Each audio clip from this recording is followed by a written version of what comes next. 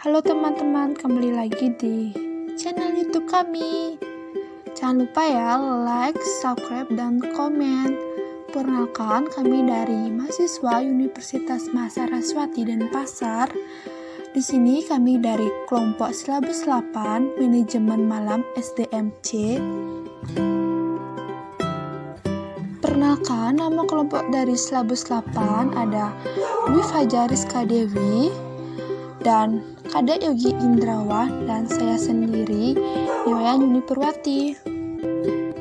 Baik, kali ini kelompok kami akan membahas ada 4 submateri. Yang pertama, pendekatan melalui tahapan, kedua, pendekatan kultural, ketiga, pendekatan konektif, dan keempat, pendekatan pemberdayaan.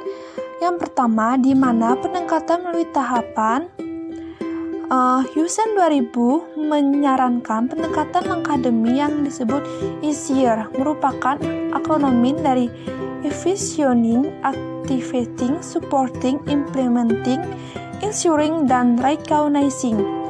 Yang pertama, envisioning atau memimpikan. Seorang pemimpin harus mempunyai visi yang merupakan impian yang dapat mencangkup besaran dan lingkup kegiatan, kekuatan, ekonomi, hubungan dengan pelanggan, dan budaya internal organisasi. Yang kedua, ada activating atau mengaktifkan. Salah satu tugas setiap pemimpin adalah meningkatkan aktivitas follower atau pengikut. Dalam konteks ini mengandung makna suatu tugas untuk memastikan bahwa orang lain di dalam organisasi memahami, mendukung, dan bahkan membagikan visi. Yang ketiga, ada supporting atau mendukung. Kepemimpinan yang baik bukan sekedar memberikan atau mempertahukan orang tentang apa yang harus dilakukan, tetapi seorang pemimpin lebih pada memberikan inspirasi kepada mereka untuk melakukan lebih dari yang mungkin mereka capai dan memberikan dukungan moral yang memungkinkan hal tersebut. Yang keempat, ada implementing atau melaksanakan, di mana menjalankan rencana sesuai jadwal yang ditetapkan untuk mewujudkan visi menjadi kenyataan. Yang kelima, ada ensuring atau memastikan. Di sini dilakukan sesuai dengan rencana, dan apabila terdapat deviasi, apakah telah dilakukan kontraksi sebagaimana seharusnya. Ensuring juga memastikan apakah hasil yang diinginkan telah dicapai. Yang keenam, ada supporting atau mendukung. Pemimpin yang baik bukan sekedar memberitahu orang tentang apa yang harus dilakukan, tetapi lebih pada memberi inspirasi kepada mereka untuk melakukan lebih daripada yang mereka capai, dan memberikan dukungan moral yang memungkinkan hal tersebut terjadi. Yang terakhir atau ketujuh, recognizing, mengenal. Langkah terakhir dalam model kepemimpinan perubahan adalah dengan memberi pengakuan terhadap mereka yang terlibat dalam proses perubahan. Pengakuan dapat bersifat positif atau negatif dan harus digunakan untuk memperkuat perubahan dan memastikan bahwa hambatan terhadap kemajuan disingkirkan.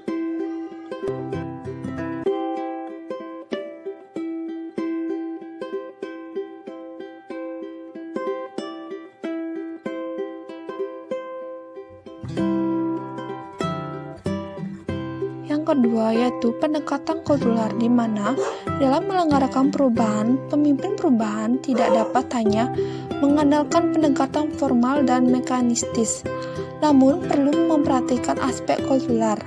Pendekatan kultural yang dilakukan oleh seorang pemimpin dalam pemimpin organisasi menyebabkan mereka dinamakan cultural leader. Di sini ada dua, yaitu pemimpin pekerja sekarang, di mana ini lebih berbicara tentang apa yang terjadi di sekitarnya. Mereka ingin berkomunikasi dan didengarkan, pendapatnya dipertimbangkan, dan berpartisipasi dalam keputusan yang mempengaruhi mereka. Yang kedua, produktivitas tinggi adalah mudah. Sebenarnya, orang sudah mengerti apa yang harus dilakukan untuk meningkatkan produktivitas. produktivitas. Kurangnya training dan informasi jarang menjadi problem. Problemnya terletak pada sebagaimana membuang apa yang menghalangi orang untuk melakukan peningkatan produktivitas. Sepanjang menyangkut masalah teknisi operasional, peningkatan produktivitas dapat dilakukan dengan lebih mudah. Lain halnya, apabila masalahnya menyangkut sumber daya manusia, maka perlu bersikap lebih berhati-hati.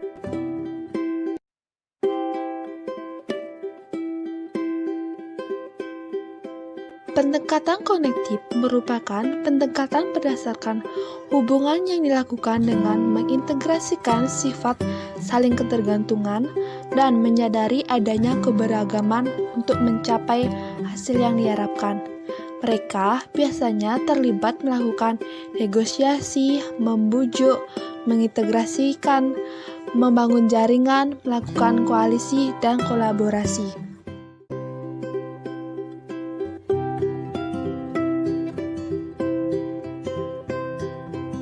Memimpin di era kognitif atau cognitive leader. Cognitive leader melakukan negosiasi, membujuk, dan mengintegrasikan kelompok antagonis. Pemimpin akan perlu mengikat dalam banyak bentuk kolaborasi, bahkan dengan pesaing tradisional. Cognitive leader memberikan kontribusi pada keberhasilan kemampuannya untuk bersaing, mengambil tanggung jawab, dan membuat keputusan sendiri ketika diperlukan. Mereka biasanya membangun jaringan sosial dan melipat gandakan koalisi. Kekuatan kepemimpinan kognitif. Apa saja sih kekuatan kepemimpinan kognitif? Nah, di sini ada 6 kekuatan kepemimpinan kognitif, yaitu yang pertama, etika kecerdasan politis, kedua, kebenaran dan akuntabilitas, ketiga, politis kebersamaan, keempat, berpikir jangka panjang dan bertindak jangka pendek, kelima, kepemimpin melalui harapan, keenam, pencarian arti. Yang pertama, etika kecerdasan, di mana cognitive leader menunjukkan sistem pengetahuan yang diwarnai perasaan etika kuat. Mereka menggunakan kekuatan pribadi orang lain dalam jaringannya untuk mengatasi masalah kelompok, bukan meningkatkan kekuatan sendiri. Yang kedua, kebenaran dan akuntabilitas. Kebenaran membantu konstituen mempertimbangkan apakah perubahan pada perilaku pemimpin mencerminkan pemahaman baru dan lebih lengkap tentang masalahnya, atau sekedar menunjukkan kelemahan. Sedangkan akuntabilitas menyangkut dua kewajiban, yaitu yang pertama, mendasarkan keputusan dan tindakan seseorang, dan kedua, bertanggung jawab kepada stakeholder. Yang ketiga, politis kebersamaan, di mana pemimpin melakukan hal ini dengan mempraktekkan politik kebersamaan yang menawarkan keanggotaan pada konstituen yang lebih luas. Yang keempat, yaitu berpikir jangka panjang dan bertindak jangka pendek. Ini memerlukan visi dan keberanian seseorang pemimpin untuk memilih antara permintaan sekarang dari konstituen, kunci, dan masa depan yang lebih baik untuk masyarakat yang luas. Kelima, kepemimpin melalui harapan. Cognitive leader menentukan harapan yang tinggi dan kemudian mempercayakan tugasnya sendiri yang paling berharga kepada orang lain. Yang keenam, pencarian arti, di mana seseorang pemimpin telah melakukan tindakan yang berbeda dengan pemimpin sebelumnya. Gaya berprestasi seorang pemimpin. Di sini ada 3 gaya berprestasi seorang pemimpin. Yang pertama yaitu gaya kepemimpinan langsung, di mana orang lebih suka pada pencapaian prestasi secara langsung, cenderung mengonsentrasikan pada tugasnya sendiri. Berhubungan dekat dengan kekuatan keberagaman, gaya mereka cocok pada usaha individu. Yang kedua yaitu gaya kepemimpinan relasional, di mana orang yang lebih senang bekerja dalam tugas kelompok atau membantu orang lain mencapai tujuannya. Yang ketiga yaitu gaya kepemimpinan relasional, di mana connective leader menggunakan tindakan instrumental untuk mengintegrasikan gaya kepemimpinan berorientasi pada diri sendiri dengan orientasi pada kelompok. Tantangan pendekatan kognitif. Di sini terdapat kecenderungan bahwa menuntut perhatian lebih besar dari pemimpin harus mampu memfasilitasi keberagaman tenaga kerja yang menjadi tanggung jawabnya. Pemimpin di sini harus dapat menyesuaikan gaya kepemimpinannya dengan perkembangan lingkungan. Materi terakhir yaitu pendekatan pemberdayaan, di mana pendekatan ini manajer harus mencapai hasil yang diterapkan organisasi, mengembangkan lingkungan yang dihadapi, dan sekaligus lebih memperhatikan kepentingan orang lain.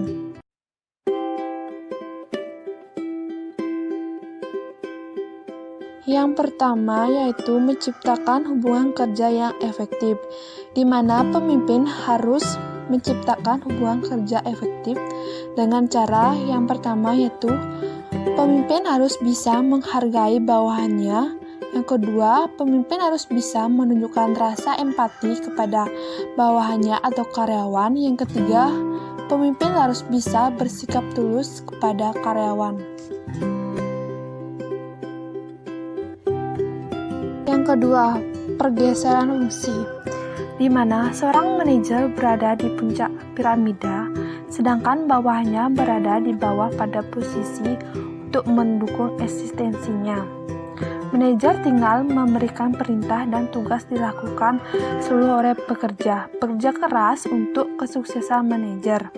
Sedangkan dengan iklim pemberdayaan yang terjadi adalah piramid terbalik, pekerja berada di atas sedangkan manajer berada di bawah. Hal tersebut mengandung makna bahwa manajer bekerja mendorong dan memenuhi kepentingan anak buahnya. Ketiga, memimpin dengan contoh. Pada dasarnya, manajer harus percaya kepada orang. Namun, manajer juga harus dapat menjadi model peran bagi orang yang harus diberdayakan. Apa yang harus kita lakukan?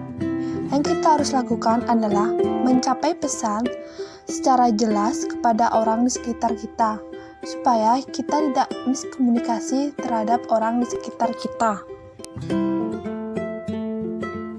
Keempat, mempengaruhi orang lain. Dalam peranan pemimpin sebagai empowering manager perlu mempengaruhi berbagai orang, seperti rekan kerja, orang yang bertanggung jawab kepada kita, bahkan mungkin direksi jika di sektor publik atau organisasi sosial. Manajer dapat merubah sikap orang atau pola perilaku mereka. Kelima, mengembangkan teamwork, di mana kecenderungan perkembangan organisasi di masa depan adalah berkembangnya bentuk team-based organization. Dengan demikian, operasional organisasi dilakukan dengan membentuk cross-functional team. Manajer dengan demikian harus mampu memanfaatkan potensi yang terdapat dalam tim-tim tersebut. Yang keenam, melibatkan bawahan dalam keputusan, di mana dalam iklim pemberdayaan, pemimpin mendelegasikan kewenangan yang dimiliki kepada bawahan.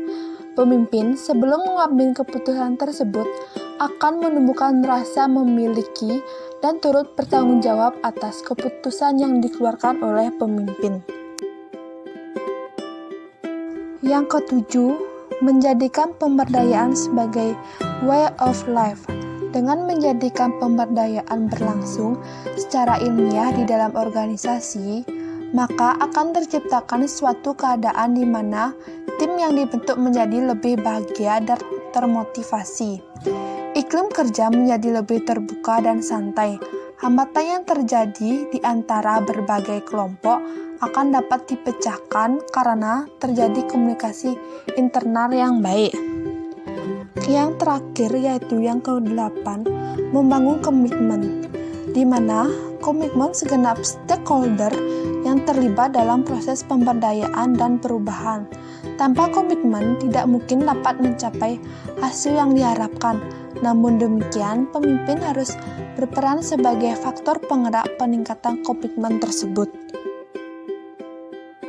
Nah, demikian tadi video pembelajaran dari kita. Semoga bermanfaat dan thank you for watching.